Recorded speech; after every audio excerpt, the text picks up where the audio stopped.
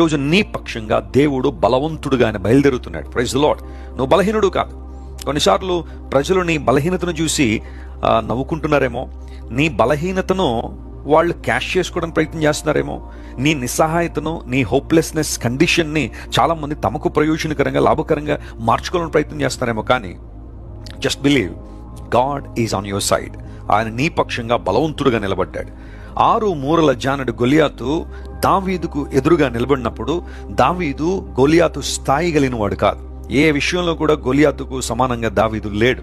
కానీ దావీదులో ఉన్న ధైర్యం ఒక్కటే, తాను సేవించే దేవుడు, తను ఆరాధించే దేవుడు, తాను నమ్ముకున్న దేవుడు బలవంతుడని నమ్మాడు. కాబట్టే బలవంతుడైన దేవుని యొక్క శక్తి ద్వారా గొలియాతును జయించగలిగాడు.